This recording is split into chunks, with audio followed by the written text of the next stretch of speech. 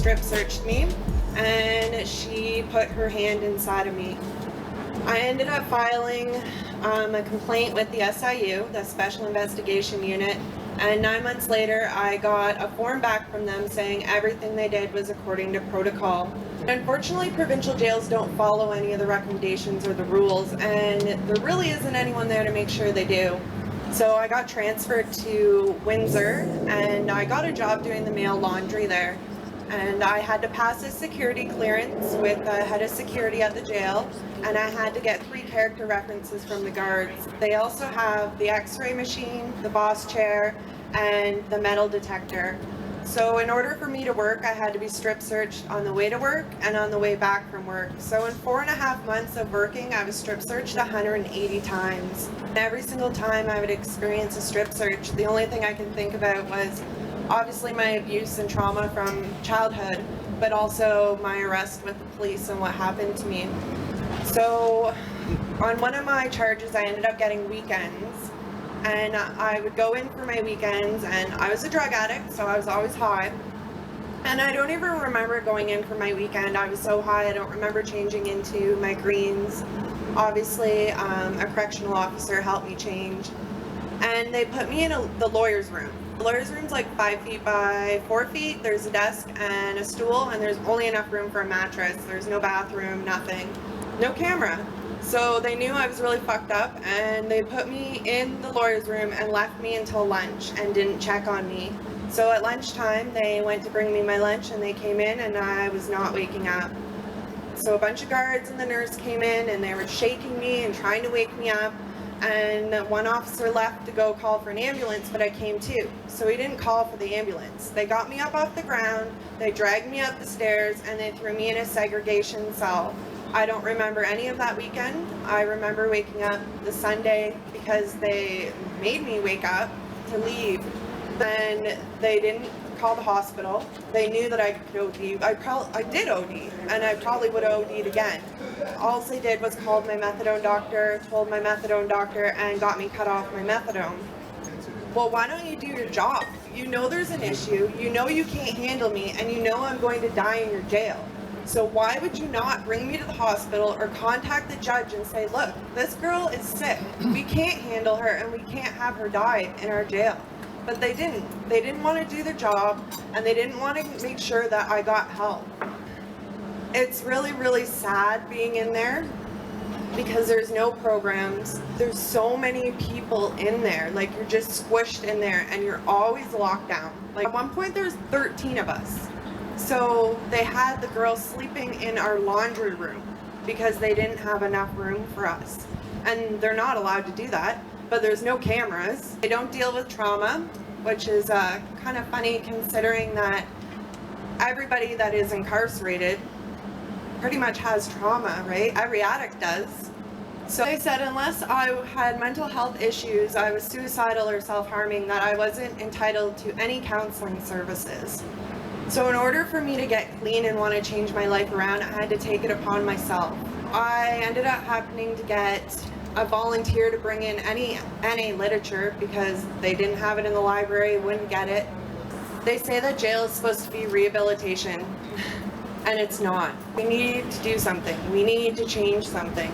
So I think this is a great idea that Jess has, because if that button was there, then he might be here With the Prisoner today. Justice Coalition, we do try and advocate for prisoner reforms and prisoner rights and some of these issues. Around some of these issues, we've worked together with people on a film festival locally, and you know, there's a lot of stuff that obviously has to be addressed right now.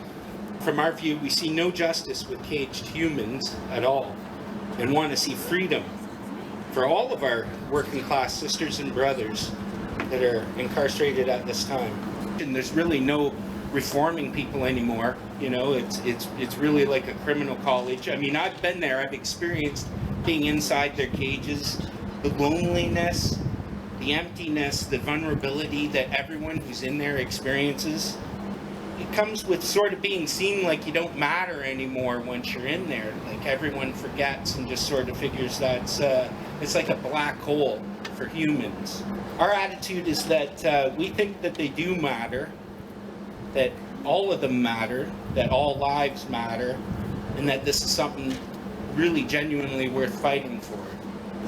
It also has to be said that our justice system is pretty blatantly racist and disproportionately incarcerates people of color, particularly here Indigenous and Black youth.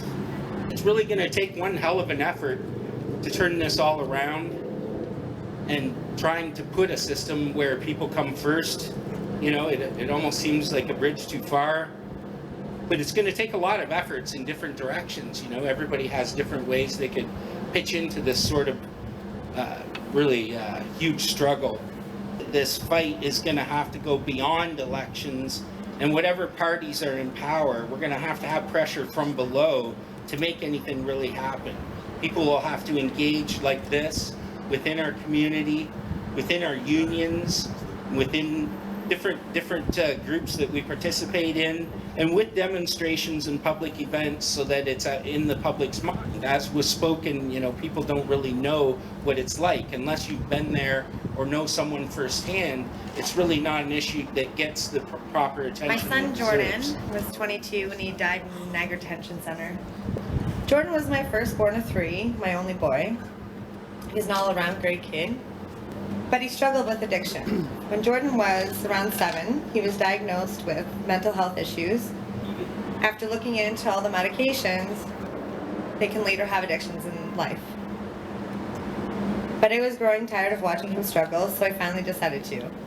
As he grew older, he adjusted to his anxiety and his Tourette's disorder, finding ways to cope on his own. He was so smart. He got into computers at a young age and could do almost anything with them. When he was 18, a major social media site offered him a 6-figure job. He didn't take it. His anxiety wouldn't allow him to leave me and his sisters. Jordan had the absolute biggest heart, always looking up to me.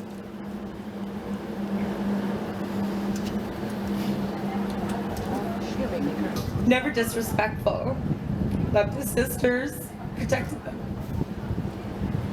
He was so funny, always joking around, smiling, and that laugh, well, I miss that laugh. He was the love of my life. To him, I could never do wrong. A few years ago, he started down the wrong path, partying and drinking. Then came the drugs, the disrespect, the distancing. I tried so hard on many occasions to get him help. Got him into detox a few times, didn't last very long. There's that anxiety again, and he would leave. The last year, he started to get himself into trouble with the law, stealing to feed his addiction. From April last year until his last arrest in September, he found himself in and out of NDC, which is Niagara Detention Center. Here he was being the tough mom and saying, "This is the life you want to live, I will not be there.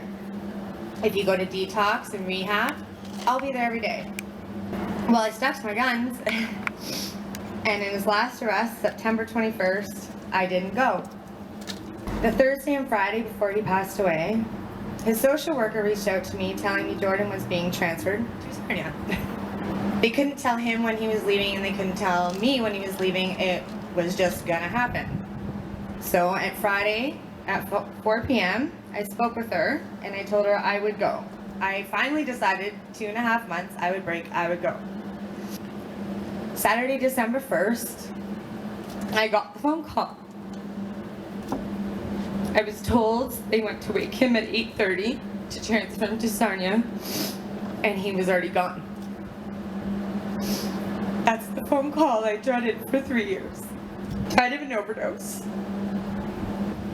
I started looking into a few things and more into the law, and lo and behold, this is happening everywhere. I didn't know. I thought my son was safe. My boyfriend and my stepdaughter went out and bought me a printer, tons of paper, and packs of ink, and there started my research. So now you know a little about my story. Let's talk a little bit about the issues within our system.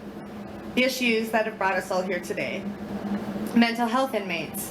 There are policies to follow at intake, but are they? Show us, because we're not seeing them.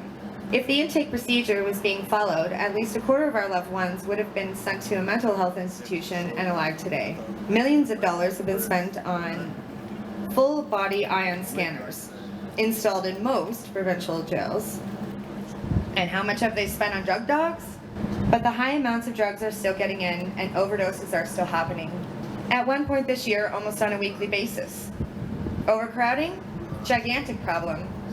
Niagara Detention Center alone was built for 124 inmates.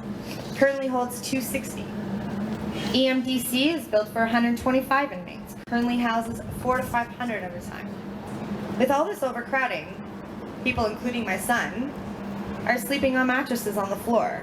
CO units are no longer in the view of cells, no longer have a clue of what's going on.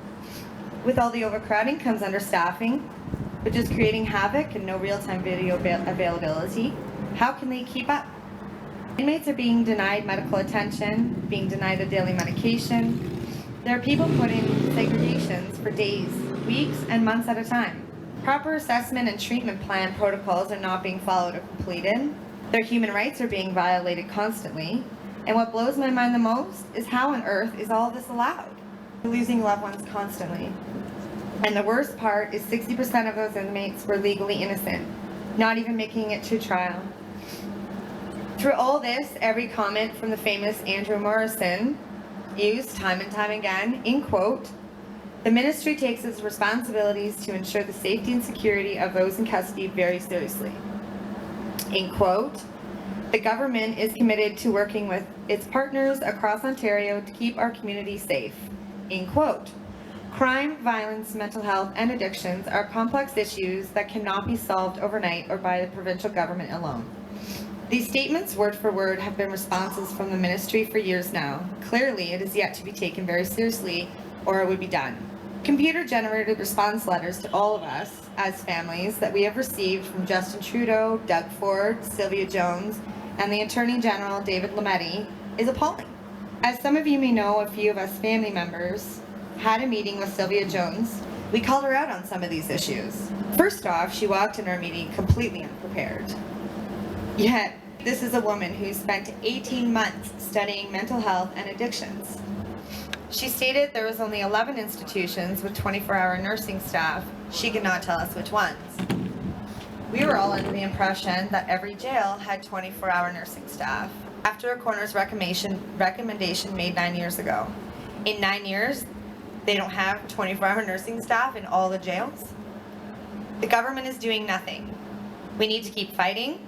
We need to help save future lives, so no more families have to go through what we are going through. Let's keep fighting for naloxone to be more available, 24-hour nursing staff across the board, better training for the use of body scanners, rehabilitation programs, medical assistance protocols, reintegration programs, real-time monitoring, hiring of more staff, proper assessments for mental health and addictions upon entry, and human rights. And I love the button. I'm for the button. I think that'll save a lot of people.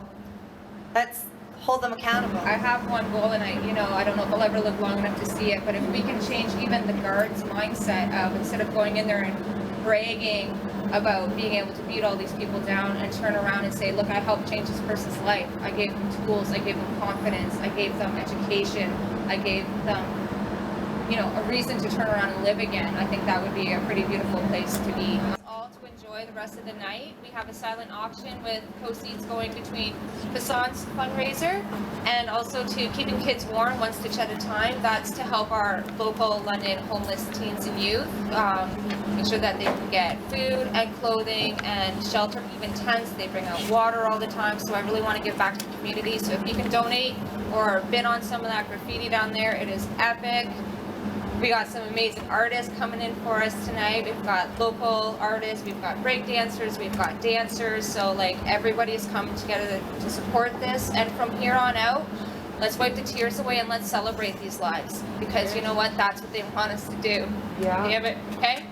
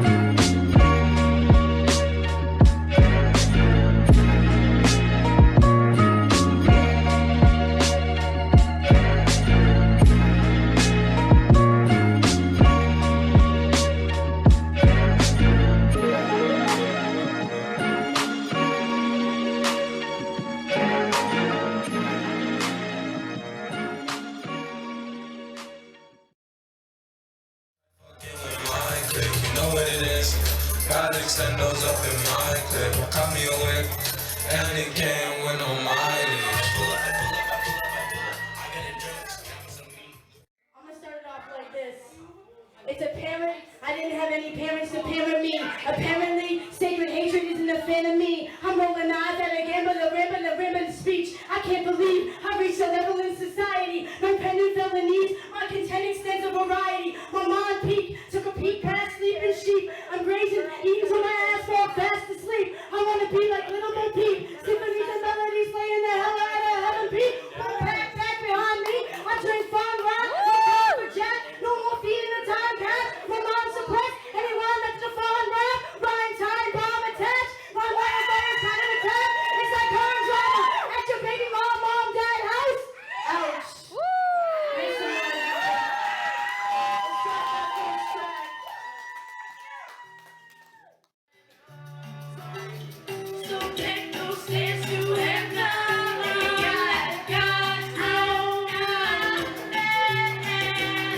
Let the messengers, every lesson learned, we learn to share that love comes first.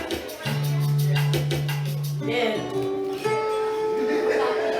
As I sat there with you, perfection never felt so great.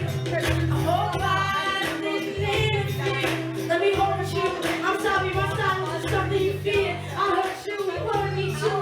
Aches and pains, oh fate has played. These cards is one I never face.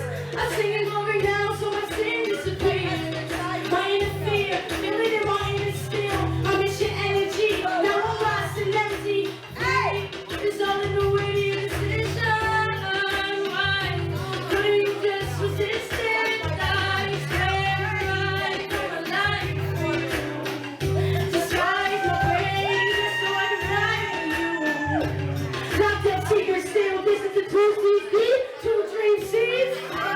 Angels that I'm coming home. So take those steps to heaven. I've done my best. Bless the messengers, every lesson learned in verse. We sure that love comes And her name was Olga, gave birth to my dad, and her game was over. Every day was sober, every day was focused. Breadwinner of the house, one on the shoulders. Her son Gary and I, she took care of both of us. One tear in the eye, she was staring at the ocean. 3 hearing her die, such a lack of emotion. No, physics aside, she was sick of the bullshit. A lot of me moving a bowling alley, she ran that. A break tumor in the head, she ain't planned that. I will buy the plane to sell that. You can't bring a bread back to attend that. What? Cooling? I swear to God, she be the reason I do this. When the splits get rolled, I remember being 6 years old, so I heard my music. She told me to pursue it, to kill it. I'm about to figure out this feeling. I'm about to feel it. Now I'm telling you my feelings. It's so fly high to the ceiling. That's what we're going to do. Now from a nice place, I'm in this full face. Folks reckless and even more holes in shoelace. Folks two-faced, they seem happy when you ain't. I heard you got bad man, couldn't catch a new case. That's the Debo in the stick-up kids. I ain't even talking about the feds yet. But assume they already a suspect. No Marissa's there, so you ain't lasting long in court, kid. Now you came to H-Block court since no album last year. I got out for 4 quarters. Haven't even had about the snitches and the snakes. Motherfucker, what y'all know about struggle and pain? One day your rage sits in the pain. 1 plate, 3 rounds, and 1 on the way. Hell nah, I ain't flawless. See the God got a lot of stains, but in the opposite you placed them over king like. Yeah, that's what I do. That's my warm-up shit. There we go. There's the mic. I feel like you can hear me now.